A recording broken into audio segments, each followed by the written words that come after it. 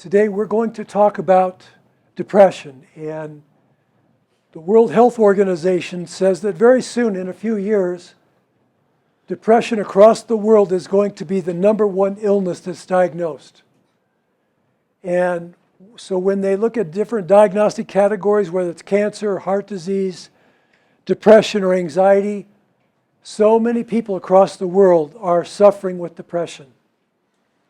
And of course, probably many of us here in this room today, either in the past or today, we might be suffering with depression.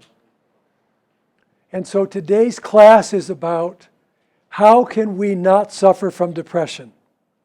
How can we deal with our depression in a healthy way? How can we learn to have our depression without our depression having us? Because many of us, when we've been depressed, our depression has really had us, hasn't it? It's had us running to alcohol, running to marijuana, hiding under the covers, withdrawing from life, disengaging. So for those of us who have suffered with depression, how can we learn to have our depression without our depression having us? And the main message today in the class is that even when we're depressed, and this is a key thing, even when we're depressed, we can still say yes to life and we can still have a good life as we work through our depression. We can still have a vital life. We can still be very much alive. So a key question is, and I'd like each of you to think about this. You don't have to share about it right now, but just think about this key question. For those of you who have struggled with your depression, struggling back and forth. Oh, I feel so bad. How can I get rid of this? I don't like this. I hate this. It's hurting me. How can I get rid of this? So we've struggled with our depression, haven't we? So the key question is, how would your life be different if you no longer struggled with your depression? Now you'll see the question is not, how would your life be better if you didn't have depression, which is something for us to think about. But the question is, even if you had depression, but you didn't struggle with it anymore, it was no longer the focus of your life and you weren't spending so much time and energy either bemoaning your depression or trying to get rid of it. If you weren't struggling with your depression, how would your life be different? In other words, and this is one of the things we talk about with our patients, is if you drop the rope. Now watch me drop the rope. So we're struggling, and then we say, you know what? I'm sick and tired of struggling with my depression. I'm not going to struggle with it anymore. I'm just going to accept the fact that right now I'm depressed. That physically, mentally, emotionally, spiritually, socially, existentially, I'm depressed. Now, what am I going to do with it? What am I going to do with my life? We also talked about this in the anxiety class, didn't we? That we accept the fact that I'm really anxious right now. I'm a really anxious person. Maybe I'm going through a difficult time in my life. I have all these symptoms of anxiety, but we can go ahead and live our life even though we're anxious. And so today's message is the same thing. That even though I'm depressed, I'm going to give up the struggle and say, I'm not going to fight it anymore. I'm depressed. Now what am I going to do about it? What do I want to do with my life? That's a key question. So today we're going to talk about looking at depression in the next 2 weeks too with Dr. Pavlatos, looking at depression in a much different way than most of us have ever learned about depression, even from psychiatrists and psychologists in the past, let alone what society has to say about depression. For most of you, this will be some relatively new information about how we're looking at depression. So it's a different perspective, and we're going to take a look at what doesn't work in dealing with depression. In fact, what can lead us deeper into depression, even though it looks like a solution, it's really part of the problem. And then we're going to take a look at what does work. How can we have a more vital life? And that's what we all want, don't we? We want to be alive. We want to have enthusiasm to live a vital life. So, and of course the word vital comes from a Latin word vita, which means life. To have a lively life, which reminds us of a Greek word. Enthusiasm, enthus, means to be full of spirit, huh? So when we're depressed, we're dispirited, we're unvital. When we're depressed, but we're saying, you know what? I'm going to live my life having my depression, but my depression doesn't have me. All of a sudden, life starts to flow through us. And even on those days when we're feeling physically or mentally or emotionally depressed, deep down inside, we know we're alive. We're still participating in life. And we feel good about ourselves because we're saying depression is no longer running my life. My values, my goals, that's what is running my life. So, you know, and you have this in your handouts. Now, you don't have the blue, but you have the whole handout, the Bluebird of Happiness and the other aspects of ACT. So, we all want the Bluebird of Happiness, right? That's that little mythology that when you look out and you look into a tree and you see a bluebird there, that's a good omen that you're going to have a good day. So we all want the Bluebird of Happiness. Now, some of you who know me, you know that I really like Gary Larson cartoons. He's got a great sense of humor. Some people will say he's got a twisted, great sense of humor, huh? So here's this guy on the edge of his bed, and you see that that's not a bluebird in his window, is it? Those of you that can see it, huh? That's a chicken. And it says, the Bluebird of Happiness, long absent from his life, Ned is visited by the chicken of depression, huh? So some of us know what that's like those days when we're visited by the chicken of depression. But this is another thing that's important, though, and Dr. Pavlanos and I will be talking about this, and that is, we like to think that maybe depression just comes from nowhere. It's this chicken that shows up in our window one day. Or maybe it's just my biology. And so certain things happen in my biology. And that's why I'm depressed. And in today's class and in the next couple of weeks, we're going to be sharing with you, no, it doesn't just happen. It's certain perspectives and it's certain attitudes and it's certain behaviors that promote and cause depression and keep us depressed. So the good news is, if it's attitudes that can make us depressed, we can adopt certain attitudes that can get us out of depression. If it's certain attitudes that make us, or certain behaviors that make us depressed, there are behaviors that can keep us from being depressed. If it's a perspective that can make us depressed, we can change our perspective. We can get a new pair of glasses. We can look at things in a different way, and we can pull ourselves out of our depression and into our life. So, one of the things that's important, as you know, when we look at the Bluebird of Happiness, is a key thing that we need to know about happiness is some days we feel really happy and some days we don't. And that's true with everybody. The days when we don't feel really happy, that's okay. That's the way life is. And in fact, the other thing that we all need to learn to understand and accept is that life is painful for everybody. Even the Dalai Lama, even the Pope, they have days in their life where it's really painful for them for one reason or another. How do I know this? I know this because they're human. And we're all human too, huh? So some days it's going to be like zippity-doo-dah, everything's great, everything's going my way.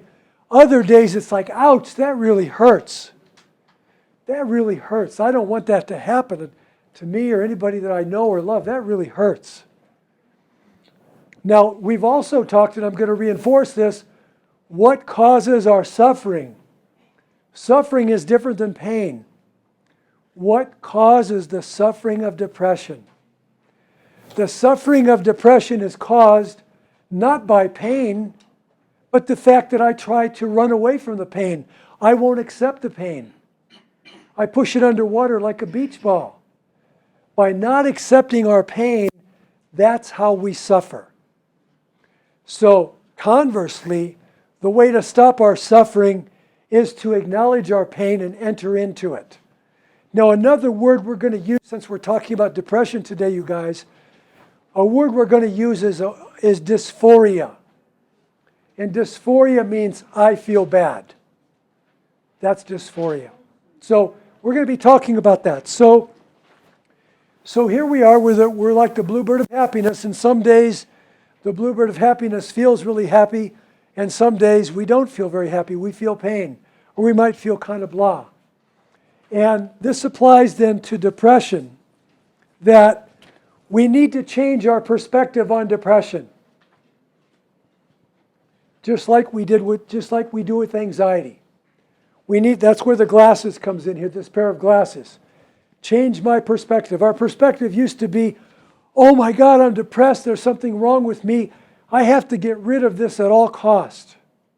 I have to get rid of this. I can't do anything in my life until I get rid of this depression. That's a false idea that only makes us more depressed. So this new perspective is to say, I'm depressed and that's okay. I don't like feeling this way, but it's okay. Now the next thing we want to say is, what can I do about this? What can I do about this depression? What's going on here? That's where, again, the Chinese finger trap comes in your handout, huh? That we accept, we say, you know what? I'm willing to accept my depression. I'm willing to accept my anxiety, because of a lot of us who are depressed, we're also anxious. I'm willing to accept my depression. I'm willing to accept my anxiety, and I'm willing to accept my circumstances, the people in my life. I'm willing to accept my circumstances the way they are. Now, that doesn't mean we like it, and that doesn't mean I'm not going to do something about it, but it means, for starters, I am the way I am today, and life is the way it is today, and that's okay. Then next, the beach ball. The beach ball. We've talked about how things happen in our life that are painful. And just like the beach ball, we push it underwater at the pool or at the ocean. We push it underwater, and we know eventually it really starts pushing back. Our muscles start shaking. You can't hold it underwater that long. And so the beach ball comes up, and it just bounces up. That's what happens with our depression. The stuff hits the fan when difficult or painful things happen in our life. In other words, we're feeling dysphoria, and I'm going to talk more about this. We're feeling dysphoria, and we say, I don't like dysphoria. I don't want to deal with this. I'm going to push that beach ball underwater. And as we do that, that's when we begin to suffer. Holding that stuff underwater. So what we want to do then is let that beach ball come up and deal with whatever it is, whatever that pain is. And then 1, 2, 3. Remember 1, 2, 3? 1, 2, 3. What are my values? What do I want my life to be about? So let's stop and think about that. Those of us who have suffered with depression. So what I'm wanting to share with you is, right here, there's something painful that happens. Now, we're going to be talking about that in a minute. Something painful happens. Then we feel dysphoria. We feel bad about this pain. Then, if we're healthy, we deal with it. We're going to be talking more about that. We deal with whatever's causing the pain. And then when we deal with it, our vitality goes up. We go, I am really alive. I'm really alive here, even though this is really difficult or problematic, or I wish this wouldn't have happened. I'm dealing with it. That's where I will share with you guys, don't I, that when we're all in for life, whatever it is. And I've shared with you, it's like a Clint Eastwood movie. It's the good, the bad, and the ugly, huh? It's like I'm all in for the good days, the bad days, and the ugly days, because that's what life is. Bring it on. So, this is the healthy way. If something painful happens, we feel dysphoria, we deal with it, and then we feel more alive. But if we're being unhealthy, something painful happens. Then we feel dysphoria. Then we say, I'm not going to deal with this. I'm not dealing with this. I'm pushing that beach ball underwater. So we avoid it. I'm not dealing with this. And that's when the suffering starts. When we say, I'm not dealing with this. So actually, depression is an avoidance. When we're depressed, that should be a red flag saying, I'm really depressed. That means, what am I avoiding here? What am I running away from? What is it I'm not willing to look at or deal with? And so through avoidance, then we begin to withdraw from life, don't we? When we take a look at someone who's depressed, they withdraw from life. They disengage. It's like hiding under the covers, right? And then we also get into maladaptive coping to help ourselves hide, which is alcohol and drugs and gambling, stuff that will help us hide from this painful experience. And as we do that, then our vitality goes down, and then we're caught in a vicious cycle.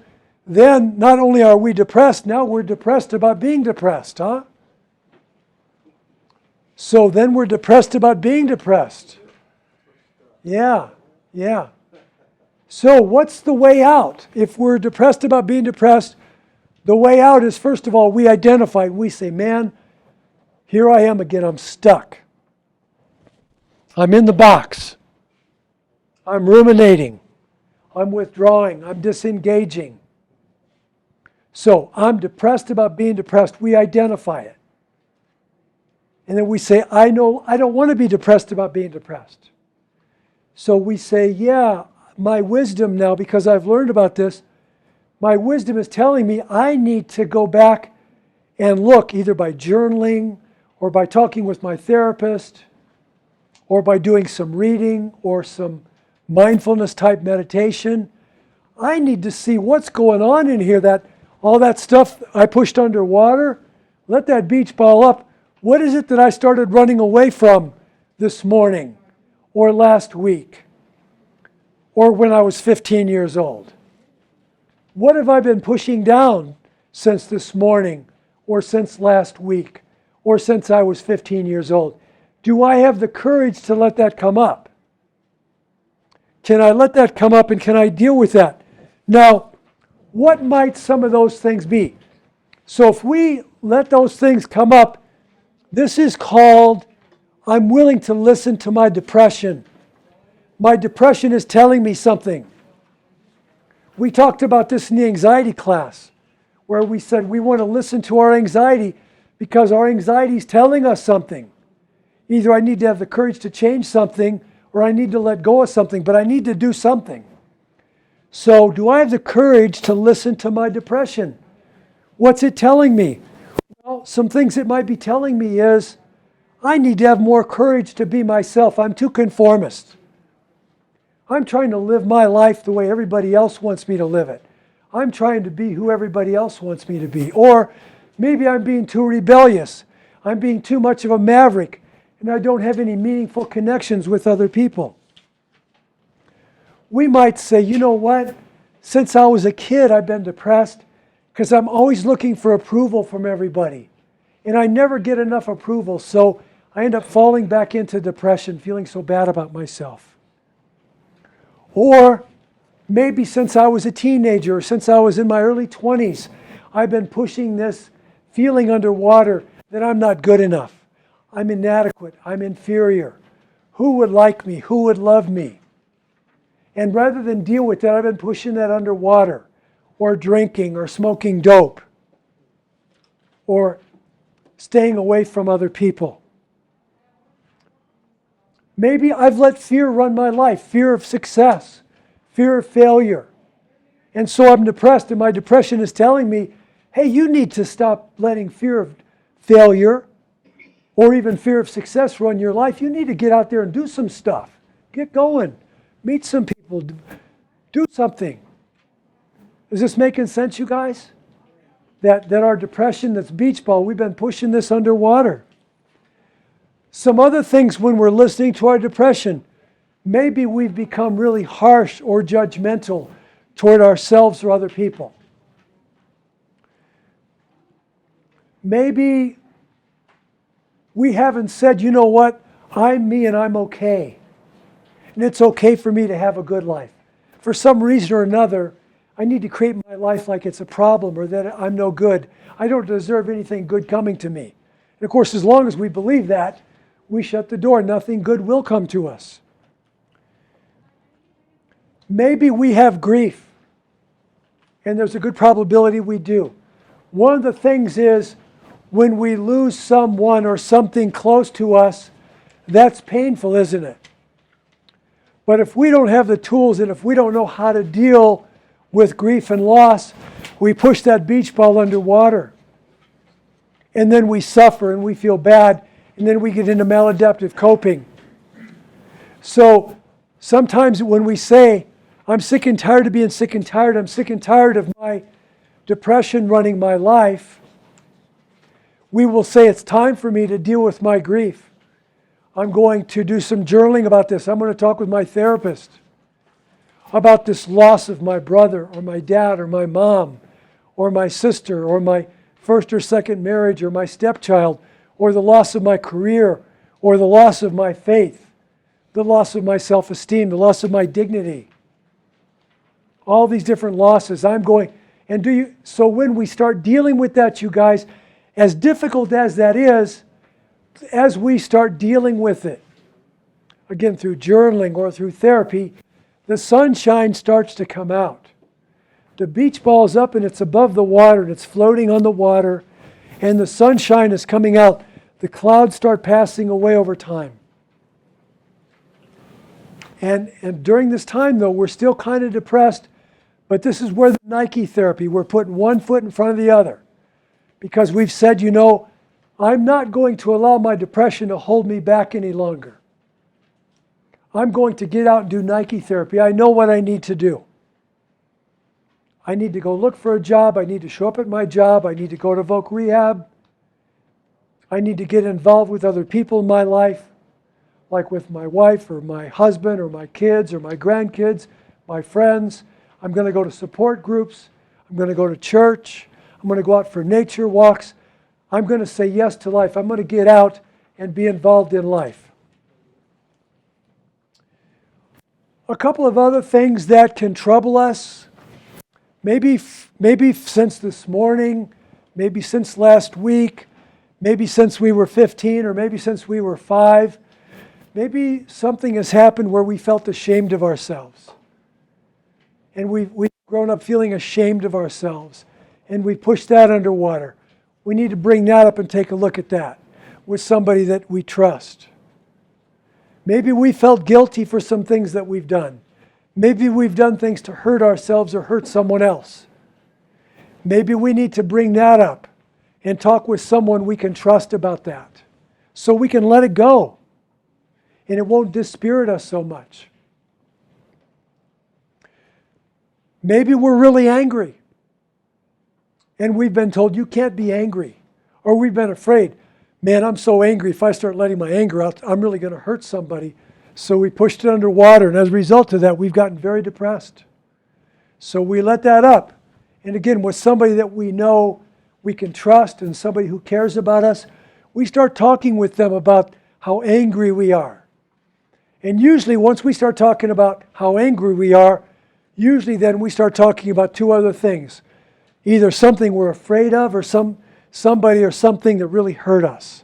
And so all these emotions that we've been pushing underwater and making us really depressed, they start coming up.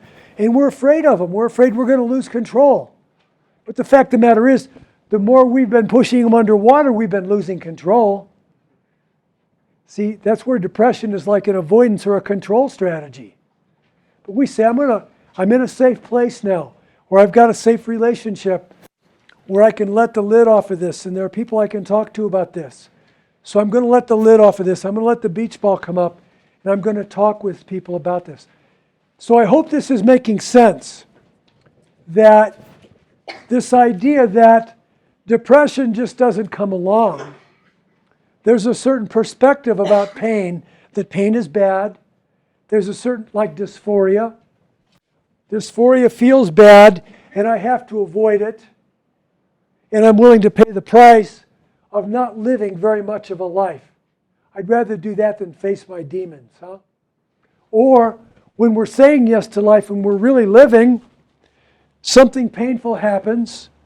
We feel dysphoria. Now again, I will share with people, they'll feel like there's something wrong with them. They'll say, I feel bad because I just broke up with my significant other. Or my kids are mad at me, or they don't want to talk to me anymore because of my mental illness or because of my addiction or because I can't work or because I lost my job. Or people will say, I feel really bad because I don't have any friends in my life. And I will tell, so in other words, they're saying they're feeling dysphoria. And I will tell them, that's okay. Anybody in their right mind would feel dysphoria if that happened to us. That doesn't mean that there's anything wrong with you. That means there's something right with you that you're feeling dysphoria.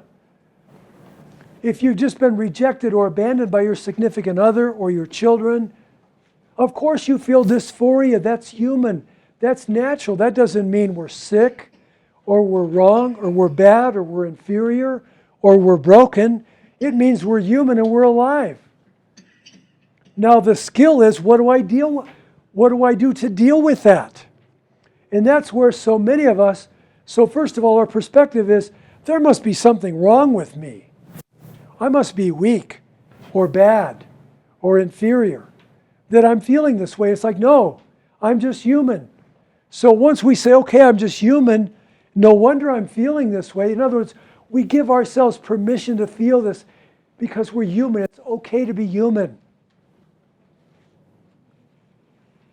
So we accept ourselves for being human. We accept these feelings, this dysphoria coming up. And then we say, now what do I do with this? I want to listen to this. And as we listen to it, it will tell us, you need to do this, or you need to do that. You need to take some action. Or there's nothing you can do about it right now. You need to let it go. And see, as we do that, we're in the flow of life and we feel alive. We still are hurt. I mean, I was talking with, I was counseling someone last night who a year ago lost her father, and they were really close. They were like this. And she was feeling bad that she was grieving and she was still feeling depressed. And I was sharing with her, well, of course you do. You can't lose someone who's close to you and feel good in a day or two or even in a year or two. It takes time. And she said, you know what? I don't think I'm ever going to get over losing my dad. And I said, you know what? I think you're right. That's true for most of us. Really significant losses. We're never really going to get over that, so we'll always feel a sense of loss or an emptiness, or we'll miss that person, or we'll miss that part of our life. Like if someone is diagnosed with a mental illness or congestive heart failure or multiple sclerosis, and we can no longer work maybe as an example of that. Well, of course, we're going to be grieving that. We're going to be missing a part of our lives. We're going to be hurt. We're going to be angry. We want to let that come up and we want to deal with it. We don't want to push that underwater. We don't want to drink to make it go away. We don't want to smoke dope to make it go away. Or take benzodiazepines to make it go away. We want to let those feelings come up. That's called being alive.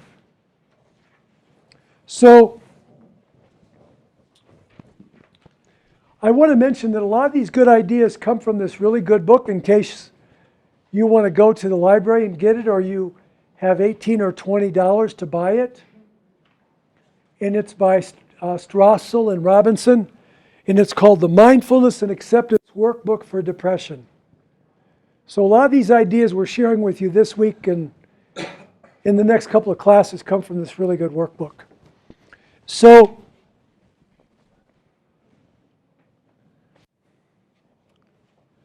the ACT basics: accept what is, as it is. Then we ask ourselves, is there something I can do about this? And if there is, I want to find the courage to take action. If there's no action I can take, then I need to just let it go. Just let it go. And you know, there's that great little saying, huh? Everything I let go of has claw marks on it. Sometimes it's really hard to let go, isn't it? So we have to just say, let go. Let go. I can't do anything about this right now. Let go. Or I need to find the courage to do this. This isn't going to be easy. Whatever this isn't easy for me. But I know this has been part of my depression. And I've told myself I'm sick and tired of being sick and tired, and I don't want to be depressed anymore. So I need to find the courage, and I need to do Nike therapy. Now, maybe I need a support group. I need some friends, some people in my support group, my therapist, to encourage me. And I need to talk to them about it. And they say, you can do it. You can do it. That's what encouragement is. Encouragement comes from a Latin word that means to give someone heart. Courage means heart. So you alone can do it, but you don't have to do it alone. Sometimes when we know we have to do something, sometimes we say, I can use a helping hand, or I need a little bit of applause here. I need a pat on the back. I need you to tell me you believe in me. I need you to tell me you're going to be there for me when I get back from doing this, because I might be real shaky. You know, I've been avoiding this, dealing with this most of my life. So having the courage, and then when we do, you guys, we still may be depressed. But deep down inside, we say, yes, I'm alive, I'm doing it, I'm having a life. And the more we face it, the more we face it, the more we face it, very gradually, just like day after day after day, the sun kind of melts the snow upon Mount Rose. Doesn't do it all at once, does it? But day after day throughout the springtime, the sun melts that snow off of Mount Rose. Slowly, slowly, slowly, our depression starts to melt away. And pretty soon we say, you know what? I'm not as depressed as I used to be. And that's where, again, this idea of Nike therapy and getting out and doing it, that's where I will share with people that, you know, one of the images when we're depressed, it's like you're walking around and it's like you're walking around in a daze and it's like the clouds are there. When you're depressed, isn't it? It's like you're walking around and it's like there's no sunshine. It's just cloudy and chilly. Cloudy and chilly. So for years, and I've used this in my life, and literally hundreds of patients that I've worked with over the years have used this too. What I will share with them is when you're having that feeling like I'm feeling really depressed and it's like cloudy and it's chilly, I will say, you know what? Think about this. When it's a really cloudy and chilly day, you know the sun is out there, don't you? It's just on the other side of the clouds. So I want you to tell yourself, I believe in the sun even when it isn't shining. Because we all know, even when there's a patch of 4 or 5 days, 5 or 6, 7 days where it's cloudy and chilly, we know eventually the sun's going to come out, don't we? The sun will come out tomorrow. We know the sun's going to come out. So my patients that I've worked with who have been depressed, and maybe for years, maybe for 20 years, they've had this feeling of cloudy and chilly and cloudy and chilly. I'll say, we're not going to deny that your experience is cloudy and chilly. But just tell yourself, I believe in the sun even though it's not shining right now. I know what I want to do. I know what my values are. I know what I need to do. I need to get out and hike. I need to walk. I need to swim. I need to bike. I need to meditate. I need to journal. I need to talk with my therapist. I need to go to my support group. I need to get healthy nutrition. I need to do affirmations that reinforce that I'm a good person and I love myself. And I'm going to go out and do those things even though it's cloudy and chilly. I'm going to go ahead and do Nike therapy. I'm going to do that because I know the sun's going to come out. And I'm going to enjoy it even more when the sun comes out because I've been out here living my life. A lot of times we say, oh, I'm really depressed. When I'm no longer depressed, then I'll do this, huh? So when I'm not depressed, then I'll do this. And what I'm sharing you is Nike therapy is change your behavior. It's not, oh, when I'm not depressed, then I'll do this. It's like, no, do this, and then you won't be depressed. So that's where our attitude and our action can kind of hasten our feeling good. So rather than giving into it, we challenge it. We get out and we live life. All those things that I just mentioned. Exercising, support group, journaling, going for a walk, going bowling, going to a movie. Even though we don't so much feel like it, because it's cloudy and chilly, we still get out there and do it anyway. Now, in your handout, there is a meditation that I'd like us to do together right now, because it really encapsulates everything we've been talking about.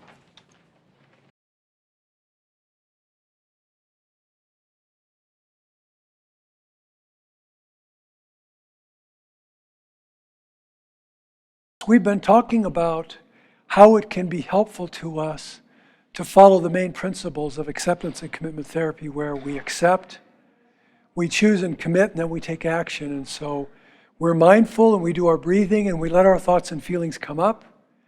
And then we take a look at them and we listen to them. And then we choose, is this something that I want to do something about? And then we plan a strategy and we take action. Or in listening to them, we realize there's nothing I can do about this today, so I'm just going to let this go. I'm going to let it go for today, and I'm going to focus on my other values. So what we're going to do right now, if you'll follow with me, is we're going to do a brief ACT meditation.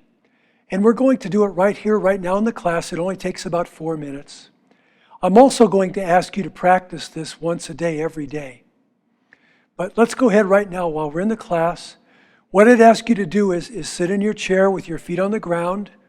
And again, you can do this any way you want. These are just suggestions. That you sit in your chair straight up, with your back straight up and your feet are on the ground. And your head's kind of like this. It's really straight up, like a string is pulling your head up. Then you kind of put your chin down a little bit. And then you either close your eyes so you can have some private space, or if you don't feel comfortable closing your eyes, at least look down at the floor. You can keep your eyes open, but look down at the floor so you have a little private space. Now give yourself permission to engage in this ACT mindfulness exercise. And realize right now you're in a safe place with good people. And you can really relax, and you can let go.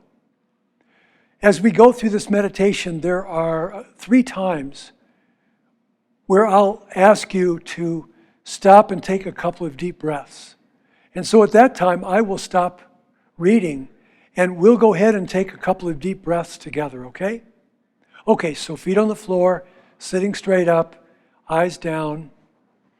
And let's get prepared to begin. Accepting, choosing, committing, and taking action. Accept what is as it is. Slowly take a few deep breaths right now. Just breathe in and breathe out. And breathe in and breathe out. Allow your thoughts and feelings to emerge and just be there. The ones you like and the ones you don't like. Take 3 more deep breaths right now. Breathe in and breathe out.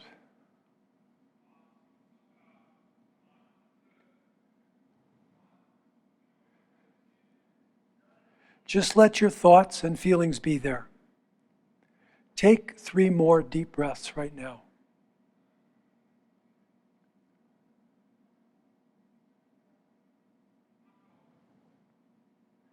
And let your thoughts and feelings be there.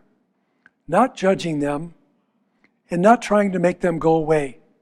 Just let your thoughts and feelings be there. Accepting your thoughts and feelings does not mean you like them, and it doesn't mean you like the situation. Just let your thoughts and feelings be there. Let the situation be there. And then settle into accepting what is as it is. If you're having a hard time accepting what is as it is, go ahead and accept that you're having a hard time accepting what is as it is. That you really wish your thoughts or your feelings or the situation were different, but they're not. So you accept what is as it is. After you accept what is as it is, ask yourself, what's important to me? Do I want to change this? Do you want to change your perspective? Or do you want to change the situation? If you do, think about it and try to develop a plan and a strategy that can help you change this.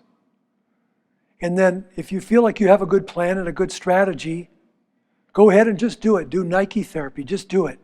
Don't procrastinate. Follow up with your plan. However, if you feel that you can't change the situation today, what you want to do is go ahead and just let it go. Let this situation go that you don't like. Let these feelings go that you're struggling with. Just let them go. Just let them go. Just let them go. Just let them be for today.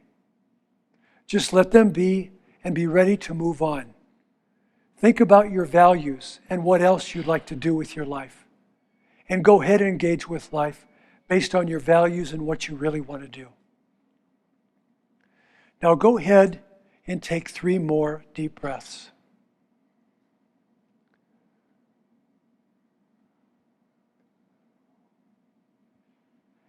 And in the next 10 seconds, when you're ready, go ahead and open your eyes and we'll move on with our class.